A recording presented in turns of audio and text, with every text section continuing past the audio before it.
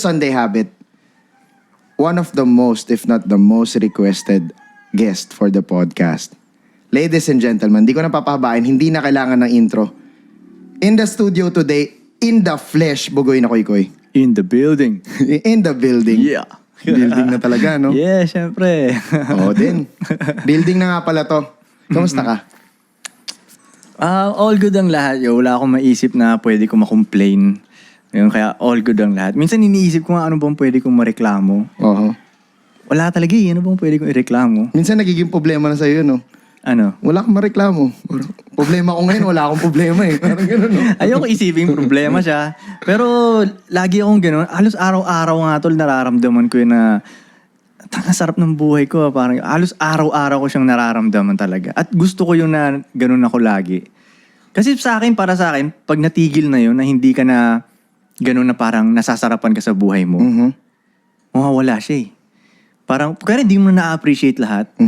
Feeling ko tatanggalin na rin sa'yo yun eh. Di mo na na-appreciate. Tatanggalin sa'yo ng universe ba? Tatanggalin sa'yo ni God. Yun, kaya araw-araw minsan bago ako matulog, ganyan, naagi ako sarap talaga ng buhay ko. Parang ganun. I think deserve mo rin kasi yan yung result ng hard work. Pero, Gets? di ba? Pero, No, hindi ko sinasabi na wala nang mahirap na nangyayari sa life ko. Kahit pa naman nung dating medyo nahihirapan pa ako, nararamdaman ko pa rin siya eh. Nagpapasalamat pa rin ako na ganun siya. Kumbaga, ang saya pa rin eh. Kumbaga may challenge, may ganun, buhay pa ako. mindset siya eh, no? O parang nakakaganda siya ng kwento. Minsan pag may nangyaring shit sa akin, ganun ko lang tignan, nakakaganda ng kwento to ah. Ay, stop. Pag na-solve ko to, isipin mo kung gaano ko ito talk shit to. Parang ganun. Mas na-excite ako dun eh. Pag mamayabang ko dahil na-solve ko siya, doon ako na-excite eh. Kaya masaya lahat sa akin. Wala akong mareklamo talaga. Solid na team. Solid na team. business. Yeah, solid na business. Maayos ang health ko. Very good. Dalawang girlfriend ko sa bahay. Pinag-uusapan ako ng mga tao. Alam mo yun, yung clout ko, yung status ko, nandyan. Masaya. Kumbaga, yung ibang mga tao, hindi nakakaranas ng gantong lifestyle eh. Okay. Ganun. Nung isang gabi nga ata, isang gabi tutulog na ako, di ba? So, kasama ko yung girl ko, ganyan. Sino doon? Yung pangalawa. Okay. Kasama ko, nakaganyan siya. Simple lang, nakayakap lang naman siya. Tapos parang naisip ko, naka-aircon, sa magandang kwarto, magandang bahay, may babae dito. Malambot na kama. O sabi ko sa kanya, alam mo ba yung ibang lalaki hindi nakakaranas ng ganito? Yung gantong nakaganyan. Yung iba nga, namatay na lang, di pa nakaranas ng ganun eh. Kaya sobrang thankful ko sa maliliit lang na bagay na ganun ba. Madali akong magpasalamat sa mga ganun. Na-acknowledge mo lahat ng nangyayari sa reality mo, kumbaga. Diba? Yes, ganun. Pero, bali tayo. Paano ba nagsimula lahat to, Koy? Paano ka nakapunta dito sa status mo na to kung sino ka ngayon? Siguro balikan natin, bago ka mag-Amerika, bata ka nandito sa Pilipinas. Dito ka na ba pinanganak? Yeah, dito ako pinanganak ako sa Cebu. Pero yung lahi namin Mindanao, di ba? Okay. Pero sa Cebu ako pinanganak. Okay. Pero pagkatapos ng Cebu, binalik agad ako sa Mindanao para makita ng mga lolo at lola ko. Ayaw talaga ng... Wala pang video call dati, no? Wala. Kaya kailangan ka muna ibalik sa kapilang probinsya. Yeah, tama. Kung may video call, ang bilis na lang ngayon nun. Ngayon, ayaw talaga ng lolo ko na mag-Manila kami. Gets. Kasi gusto niya, dun lang ako sa Mindanao. So, alam ko tinakas ako nila tatay, nanay. Nung lasing yung lolo ko, tinakas ako makarating sa Manila. Paano to? Panganay na apo ka, ganon? Parang ganon? Oo, ganon. So, okay. special ako. Kauna-unahan ako, di ba? Ganon. Sarap nga rin maging panganay na apo. Hindi ka pinapagalitan ng kahit sino eh. Paborito ka ng lolo at lola mo, ganon? Oo, kahit mga tita ko, bawal ako pagalitan eh. So anyway, tinakas ako din lang ako sa Maynila. Una kaming tumira sa Parañaque, malapit sa airport. Okay. Yan, mga hanggang pag grade 3. So pagdating ng grade 3, yung summer ng grade 3, Mga 8-9 years old. yung mga 9, doon na kami lumipat ng Sorrento. Okay. Doon na nagsimula. Kasi yung lugar namin sa Parañaque dati, medyo naging magulo na naging violente na. So nag-decide sila nanay tatay, lipat tayo ng Cavite. Kasi dati yung area na yun, yung Bacoor, parang promising siya eh. Kasi ang lapit lang niya sa Manila, sobrang lapit lang niya sa Manila. Pero dito, pag tumawid ka ng itong Sorrento, masariwa pa yung hangin, may tutubi pa, mga ganyan. Okay. Mapuno-puno pa, ganyan. So Okay. lumipat kami doon. Ganda. So parang bumili ata sila ng bahay doon, ganyan. Pero nung tumagal din naging naging violente na rin yung area yun eh. Okay. Ganun, oh. Pero so yun, grade 3 pataas, doon ako sa Sorrento. So, Grade 3 summer, yun, doon ako tinuli. Sorrento ka na, grade 3 pataas, tapos hanggang kailan ka doon bago ka... Ano yung meron pa sa Sorrento na na-experience mo bago ka nagtate? Yung una takot pa ako talagang, hindi naman sa takot. Hindi, tama medyo. Kasi, parang nakikita ko na yung makukulit na bata doon. Pag lumampas ka doon sa street ko, komportable pa ako doon. Okay. Yung kabilang kanto? Pag yung lumampas na ako sa humps na yun, di ko na siya lugar. Okay. Doon na yung medyo jungle na malapit sa court. Yan, jungle na yan. Yung tatawid ka nung tulay na yon? Hindi, iba pa yung kalapudong na area yun eh. Okay. Yung sa amin dito banda eh.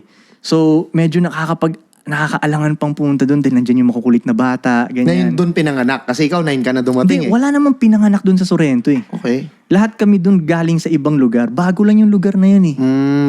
Bago siyang Bagong gawa siya. Oo, Okay. ganun. So, walang pinanganak talaga dun. Pero lang ngayon, yung bagong generation meron na. Pero anyway, so, nakakaalangan pang tumambay dun sa court dahil nandun nga yung makukulit na bata. Pero nabuboard na ako dun sa streets ko. Kasi sa streets namin, ilan lang kayo magkabihan? 4 ata. Ito, kayo na naman yung kalaro ko. Parang gusto kong lumabas ba? Parang ganun. So, tinry kong tromopa, ganyan, sa mga dun. Ang technique lang pala, ikaw yung bumili ng inumin pagtaas ng basketball. Yun yung parang ginawa kong token. Oo, gano'n. Pagtaas ng basketball. Cola ka. Hindi, Coke naman. Okay. Oh, litro naman. Okay. So, may standard na agad si Pugoy, no? Yes! Grade 3 pa lang, no? Oo naman, syempre. Okay. Oo, so yun, binilang ko ng litro yung tropa. Yun, medyo parang, okay to, nang lilibre Parang gano'n. So, doon ako nagsimula na, yun, sa laging court na. Yun lang naman ang buhay doon sa lugar namin Court. The rest, parang zombie land na yun Wala nang ganong nangyayari sa mga ibang lugar. Court lang. Doon nangyayari lahat ng away, lahat ng balita, doon mo makikita, lahat ng violence, crush mo doon mo makikita. Doon lang talaga, alam yung pinagsushootan namin lagi? Doon lang talaga ang buhay nun kung iisipin mo. Yun na yung sentro, yun na yun. Okay. Yung the rest nun parang wala na. Parang ganun. Bahay na lang lahat. Bahay na, Neighborhood na tahimik lahat. na, ganun. Okay. Pero yung sentro doon na talaga. Nandun yung action. Nandun yung action talaga, Okay. Yun nga lang, kasi, yung bata pa ako, payat ako nun Talagang payat ko talaga. So, nasa isip ko agad, lugi ako sa violence pagdating. So, yung confidence ko, walang ganun. Parang, shit, sana wag ako mapaaway ngayon. Nung panahon na yun, gangster era pa nung panahon na yun, uso pa talaga ang away dati. Oo. Actually, trip yung away dati dahil wala kang magawa. Pambana tayo, ganun. Pagtaas ng basketball, ano gawin natin? Wala, may hip-hop dumaan, banatan yan. Di ba parang ganun siya? So, dun nagsimula talaga yung mga nalalaman ko, yun ang nagpalaki sa akin mula grade 3 hanggang 17 years old ata. Okay, so, talagang, kumbaga, by elementary hanggang ngayong nag-high school, hanggang makagraduate ng high school, dun ka na talaga. And Yes. everything na, ano ba to, paalis-alis ka ba noon? Or dun lang talaga buhay mo sa school, tas Sorrento na, ganon? Actually, dun lang buhay ko kasi pag nag-i-school ako, ayoko talaga yung school Okay. Ayokong tumambay sa school. Pagtaas ng school, ayokong tumambay doon. Gusto kong umuwi agad. Gusto kong mag-Sorrento agad. Kasi nandun yung action Okay. Nabuboard ako sa school kasi yung mga klase ko noon, ang trip nila, kunyari pagtaas ng mag-school, bowling sila. Bowling, ganun-ganun tayo ng bola dyan, di ba? Patumbahin natin yung mga yan. Gusto ko dun sa court. Okay. Basketball, Tinatayaan mo yung mga tao, no? Oo, parang ganun. Kaya na-excite akong umuwi lagi sa Sorrento. Ganun. Okay, So, okay. yun ang buhay ko. Pagpasok ko pa lang ng school, ang iniisip ko na, umuwi Anong klase? Hindi ka ba ganun nung estudyante ka? O gusto mo yung school? Sakto lang yung school, pero may diskarte kasi ako sa school Kaya doon ako pumipera. Oo, okay. so... Well, ako din naman, may discard doon, pero hindi ko gusto ang school Oo, No? yung vibe na naka-uniform ka, na... Lahat hindi ko gusto. Actually, lahat. Lahat doon, hindi ko trip. Wala akong maalala na gusto kong pumasok wala akong maalala ng ganun. Gusto ko umuwi, bullshit tong yun. Pero, you're sobrang intellectual mong tao, tapos hindi mo gusto yung school. So, saan mo lahat yan? Like, tingin mo, paano mo na adapt lahat ng knowledge na meron ka? Siguro sa experience lang, hindi naman talaga ako yung matalinong klase na genius na parang Frank, ganun. Hindi naman ako ganun eh.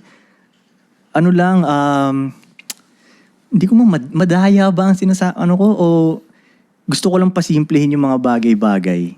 Kaya nagmumukha siguro akong matalino kasi pinapasimple ko lang yung mga bagay pero hindi ganun ka-complicated yung brain ko.